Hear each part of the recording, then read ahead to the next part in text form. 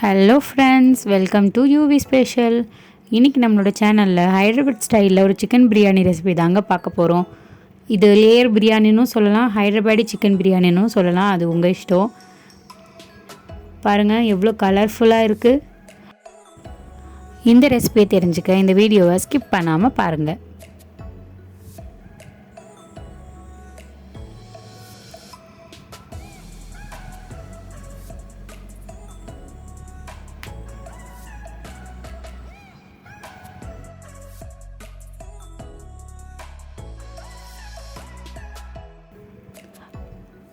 இந்த ரெசிபி பார்க்குறதுக்கு முன்னாடி நீங்கள் இன்னும் நம்ம சேனலை சப்ஸ்கிரைப் பண்ணலைன்னா மறக்காமல் சப்ஸ்கிரைப் பண்ணிவிடுங்க.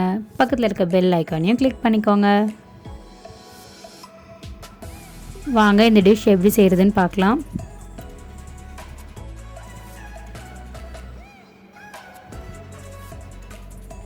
ஒரு பாத்திரத்தை அடுப்பில் வச்சு அதில் கொஞ்சம் எண்ணெயை சேர்த்துக்கோங்க.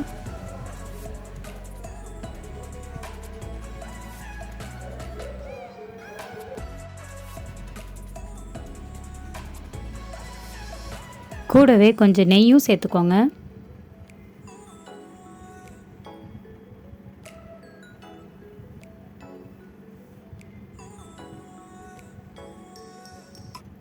இப்போ இது காஞ்சதும் நீளமாக கட் பண்ணி வச்சுருக்க வெங்காயத்தை இதில் சேர்த்துக்கலாம். வெங்காயம் நல்லா பொன்னிறமாக ஆகணும்.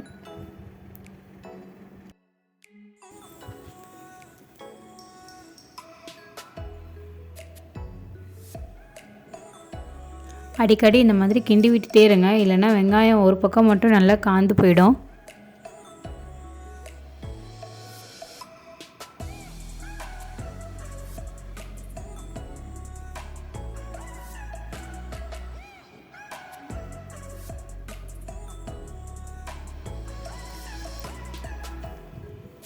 கூடவே நம்ம ரைஸையும் வடித்து எடுத்துக்கலாம் வெங்காயம் பொன்னிறமாகறதுக்குள்ளே. நீங்கள் எடுக்கிற ரைஸ்க்கு தகுந்த மாதிரி தண்ணி ஊற்றி ஒரு பாத்திரத்தில் வச்சுக்கோங்க. அதில் பிரிஞ்சி இலை, 2-3 லவங்கம், ஒரு சின்ன துண்டு பட்டை, 2 ஏலக்காய் சேர்த்துக்கிறேன். கூடவே கொஞ்சம் புதினாவையும் சேர்த்துக்கோங்க. இப்போ இது நல்லா பாயில் ஆகணும். இந்த பிரியாணிக்கு நம்ம ரைஸ் தனியாக வடித்து தான் சேர்க்க போகிறோம். ஸோ அதுக்கேற்ற மாதிரி நீங்கள் ப்ரிப்பேர் பண்ணி வச்சுக்கோங்க.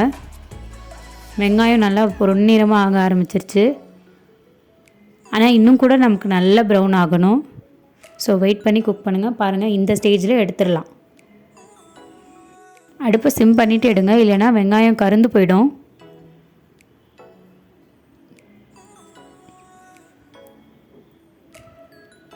பாருங்கள், நம்ம வச்சுருந்த தண்ணியும் நல்லா கொதிக்க ஆரம்பிச்சிருச்சு. இப்போது நம்ம ஊற வச்சுருக்க அரிசியை இதில் சேர்த்துக்கலாம். நான் 1/2 kg சிக்கனுக்கு 1/2 kg ரைஸ் எடுத்திருக்கேன். நீங்கள் உங்கள் குவான்டிட்டிக்கு ஏற்ற மாதிரி எடுத்துக்கோங்க.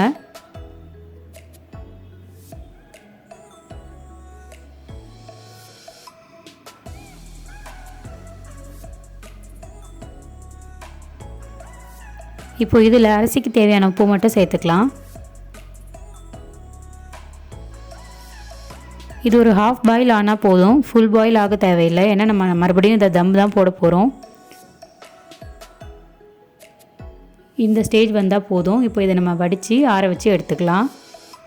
இப்போ பிரியாணி கிரேவி செய்கிறதுக்கு நான் ஒரு 4 ஏலக்காய், 7-8 லவங்கம், ஒரு பாதி லெமன், 2-3 பிரிஞ்சி இலை, ஒரு சின்ன துண்டு பட்டை, ஒரு 50-100 ml தயிர், ஒரு 2-3 ஸ்பூன் இஞ்சி பூண்டு பேஸ்ட், கொஞ்சம் புதினா, நம்ம ஃப்ரை பண்ணி வச்ச ஃப்ரைட் ஆனியன்ஸ், ஒரு 3 தக்காளி, 4-5 பச்சை மிளகா, 4-5 வெங்காயம் நீட்டமாக கட் பண்ணி வச்சுருக்கேன்.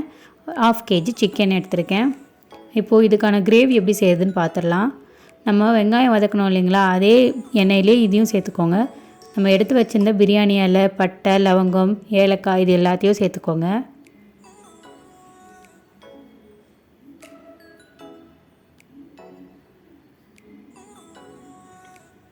இது பொரிஞ்சதும் கூடவே நம்ம எடுத்து வச்சுருந்த பச்சை மிளகாயும் சேர்த்துக்கலாம்.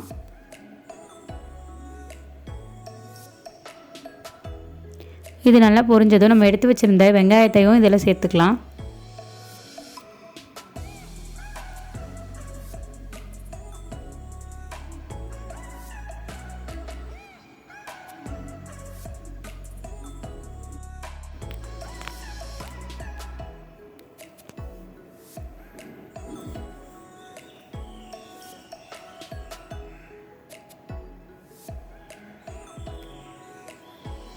வெங்காயம் வதங்கினதும் இதில் நம்ம உப்பு சேர்த்துக்கலாம். எப்போவுமே வெங்காயம் வதங்கும் போதே உப்பு சேர்த்துக்கோங்க. அப்போ தான் சீக்கிரமாகவும் வதங்கும், டேஸ்ட்டும் நமக்கு ஸ்டார்டிங் பேஸ்லேருந்தே கிடைக்கும். இதில் நம்ம எடுத்து வச்சுருக்க இஞ்சி பூண்டு பேஸ்ட்டை சேர்த்துக்கலாம். எப்போ பிரியாணி செஞ்சாலும் இஞ்சி பூண்டு பேஸ்ட் தாராளமாக போட்டுக்கோங்க. அப்போ தான் நமக்கு அது ஃப்ளேவர் வந்து நல்லா கிடைக்கும்.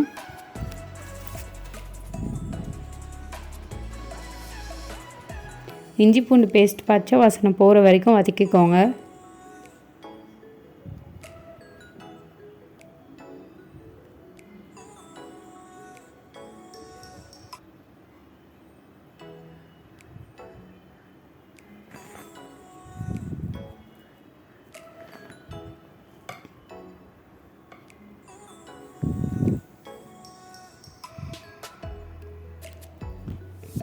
இப்போ இந்த ஸ்டேஜில் நம்ம எடுத்து வச்சுருக்க தக்காளியும் இதில் சேர்த்துக்கலாம்.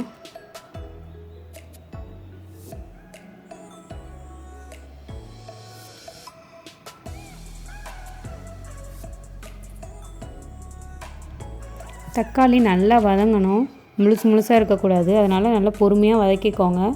அவசரப்பட்டு எந்த இன்க்ரீடியன்ஸும் சேர்த்துக்காதீங்க.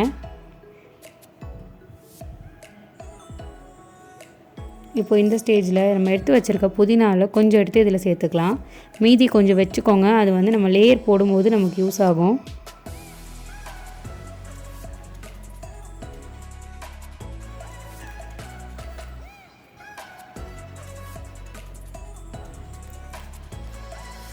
இப்போ இதில் நம்ம எடுத்து வச்சுருந்த தயிரையும் சேர்த்துக்கலாம்.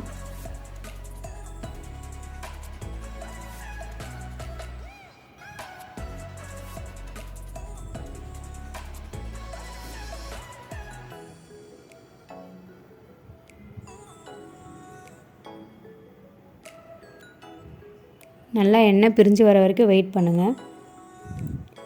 இப்போ இதில் 1 ஸ்பூன் பிரியாணி மசாலா,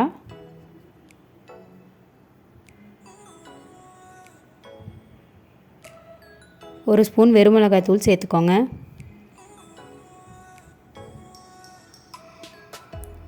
உங்களுக்கு காரம் அதிகமாக வேணும்னா இன்னும் கொஞ்சம் கூட சேர்த்துக்கலாம். காரத்துக்கு தகுந்த மாதிரி சேர்த்துக்கோங்க.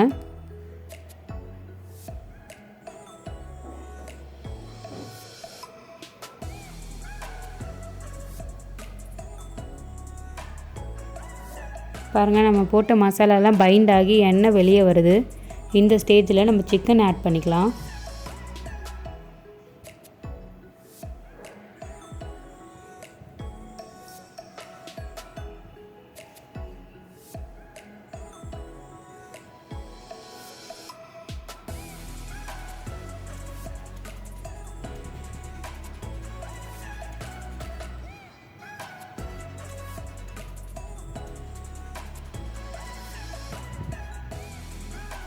இது நல்லா பிரட்டி விட்டுக்கோங்க.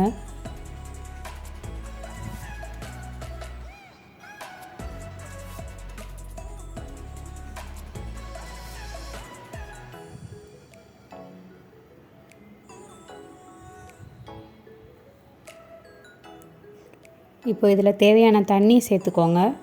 தண்ணி அதிகமாக சேர்க்கக்கூடாது, மீடியமாக சேர்த்துக்கோங்க. ஏன்னா நம்மளுக்கு வந்து தொக்கு கன்சிஸ்டன்சியில் வரணும். ரொம்பவே அதிகமாக சேர்த்துட்டிங்கன்னா குழம்பு மாதிரி ஆகிடும். நம்ம லேயர் போடும்போது கிரேவி அதிகமாகிடும், அப்போ நல்லா இருக்காது பிரியாணி. ஸோ எவ்வளோ தேவையோ அவ்வளோ மட்டும் கொஞ்சம் பார்த்து சேர்த்துக்கோங்க.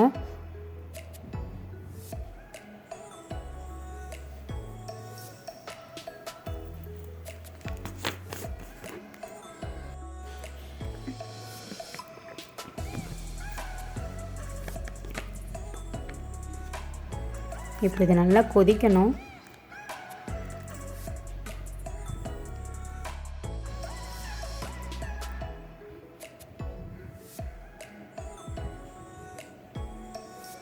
இந்த ஸ்டேஜில் நம்ம எடுத்து வச்சுருக்க ஹாஃப் லெமன் எடுத்து புழிஞ்சிக்கலாம்.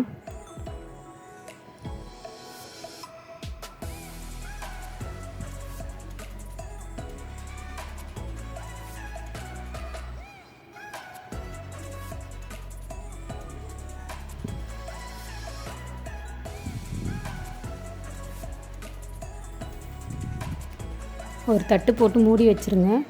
ஒரு 5-10 மினிட்ஸ் அப்படியே கொதிக்கட்டும்.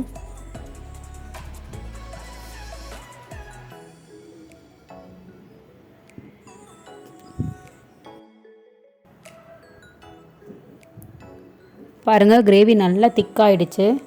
அவ்வளோதாங்க, இந்த ஸ்டேஜில் நம்ம ஆஃப் பண்ணிக்கலாம். தம்முக்கு நான் ஒரு தவா எடுத்து அடுப்பில் வச்சுக்கிறேன். இதை சிம்லேயே வச்சுக்கோங்க, தவா ஹீட் ஆகட்டும் நம்ம லேயர் போடுறதுக்குள்ளே. கூடவே சார்கோல் இருந்தால் நீங்கள் அதையும் ஹீட் பண்ணிக்கோங்க. உங்களுக்கு அந்த தந்தூரி ஃப்ளேவர் வேணும்னா இதை யூஸ் பண்ணிக்கலாம், இது ஆப்ஷனல் தான். நீங்கள் இது இல்லாமையும் தம் போட்டுக்கலாம். நான் இதை யூஸ் பண்ணி தம் போட்டு காட்டுறேன். முதல்ல நம்ம கிரேவியெல்லாம் வேறு ஒரு பாத்திரத்துக்கு ட்ரான்ஸ்ஃபர் பண்ணிவிடுவோம்.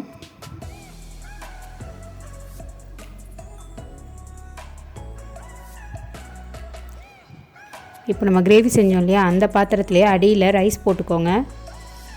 நான் வடித்து ஆற வச்சு வச்சுருக்கேன் இந்த ரைஸை. பாருங்கள் எவ்வளோ உதிரி உதிரியாக இருக்குது. இப்படி ஃபுல்லாக ஸ்ப்ரெட் பண்ணி விட்டுக்கோங்க. உங்களுக்கு எத்தனை லேயர் வேணுமோ அத்தனை லேயர் போட்டுக்கலாம். நான் இப்போ ஒரு 3 லேயர் போட்டு காட்டுறேன் உங்களுக்கு. இதுக்கு மேலே கிரேவி ஊற்றிக்கோங்க. நல்லா ஸ்ப்ரெட் ஆகுற மாதிரி ஊற்றிக்கோங்க. ஒரே இடத்துல ஊற்றுனீங்கன்னா மசாலா ஃபுல்லாக ஒரே இடத்துல நின்றுடும்.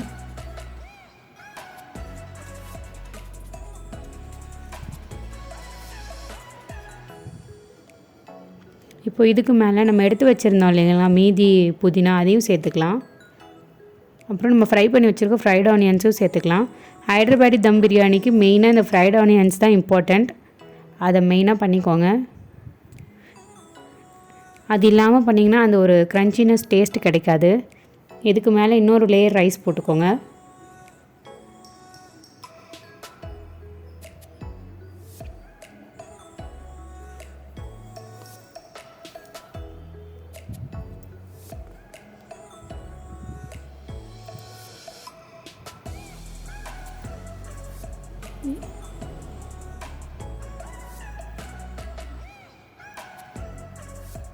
இப்போது இந்த லேயருக்கு மேலே நம்ம ஃப்ரைட் ஆனியன்ஸையும் தூவி விட்டுக்கலாம். கூடவே புதினாவையும் சேர்த்துக்கோங்க. இப்போ இதுக்கு மேலே கிரேவி கொஞ்சம் அப்ளை பண்ணிக்கோங்க.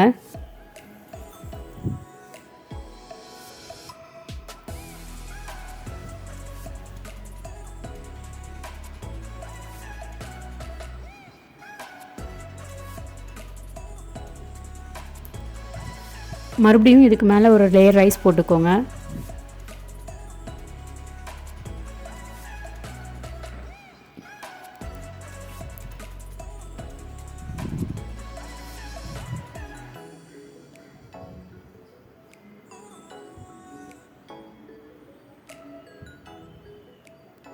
அதே ப்ராசஸ் அப்படியே ரிப்பீட் பண்ணிக்கோங்க. ஃப்ரைட் ஆனியன்ஸையும் புதினாவையும் போட்டுக்கோங்க.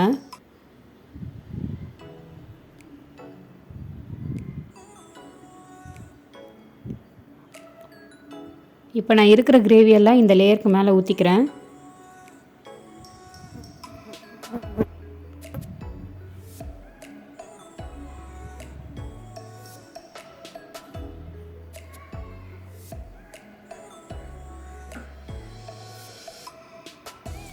இப்போது மீதி இருக்கிற ரைஸை இது மேலே போட்டுக்கிறேன். அவ்வளோதாங்க, நம்மளுடைய லேயர் ஆல்மோஸ்ட் முடிஞ்சிருச்சு. இப்போ இதுக்கு மேலே புதினா தூவிட்டு ஃப்ரைட் ஆனியன்ஸையும் போட்டுக்கலாம். இருக்கிற எல்லா ஃப்ரைட் ஆனியன்ஸையும் இதுக்கு மேலே போட்டுக்கோங்க.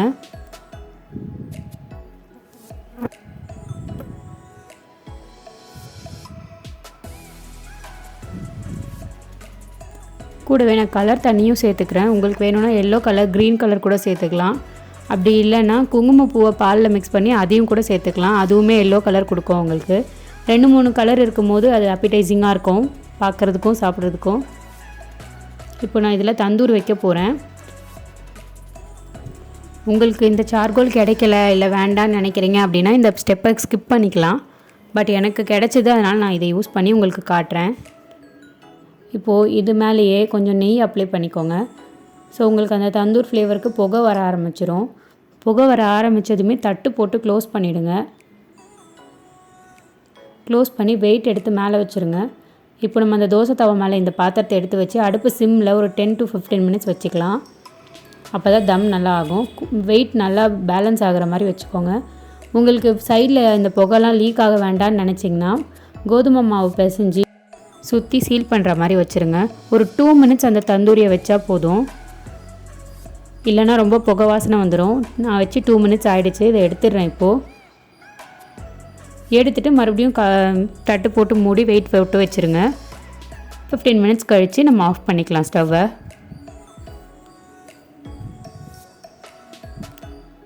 நம்ம அந்த 2 மினிட்ஸ் வைக்கிறதுனால நமக்கு அந்த ஒரு ஃப்ளேவர் வந்து மைல்டாக கிடைக்கும். அவ்வளோதான், ஒரு 15 மினிட்ஸ் ஆகிடுச்சு. நான் தம் ஆஃப் பண்ணிட்டேன். இப்போ இதை எடுத்து ஓப்பன் பண்ணி பார்க்கலாம்.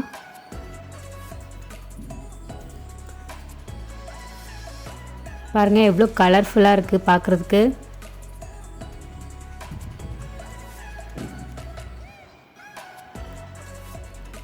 இதில் வேணும்னா உங்களுக்கு முந்திரியை கூட நெய்யில் ஃப்ரை பண்ணி போடணும் அப்படின்னா போட்டுக்கலாம் நீங்கள். அதுவுமே ஒரு நல்ல டேஸ்ட் கொடுக்கும்.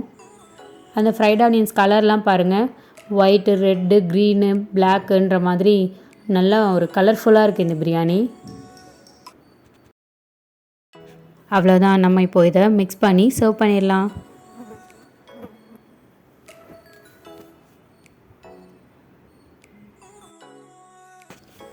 கிண்டும் போது பார்த்து கிண்டுங்க. ரொம்ப போட்டு கிண்டிகிட்டே இருந்தீங்கன்னா ரைஸ் எல்லாம் ஒடிஞ்சிரும்.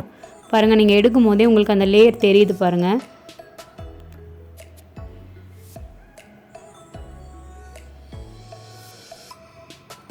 எப்போவுமே ஒரே மாதிரி பிரியாணி செஞ்சிட்ருக்கோம், போர் அடிக்குதுன்னு ஃபீல் பண்ணுறவங்க இந்த ரெசிபியை ட்ரை பண்ணி பாருங்கள். கண்டிப்பாக உங்களுக்கு பிடிக்கும். செஞ்சு பார்த்து எப்படி இருந்ததுன்னு எனக்கு கமெண்ட் பண்ணுங்கள் மறக்காமல்.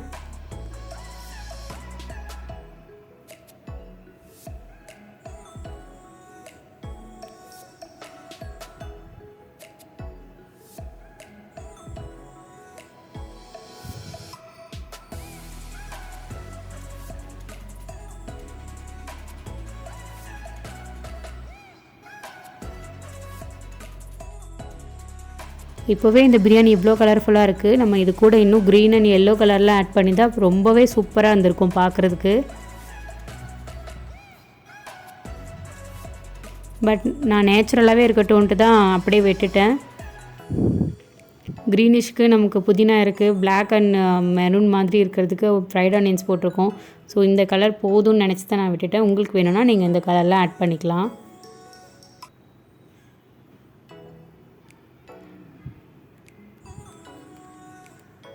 ஓகே ஃப்ரெண்ட்ஸ், இந்த வீடியோ உங்களுக்கு பிடிச்சிருந்தா லைக் பண்ணுங்கள், உங்கள் ஃப்ரெண்ட்ஸ் கூடயும் ஷேர் பண்ணுங்கள், மறக்காமல் சப்ஸ்கிரைப் பண்ணிவிடுங்க. Bye bye friends.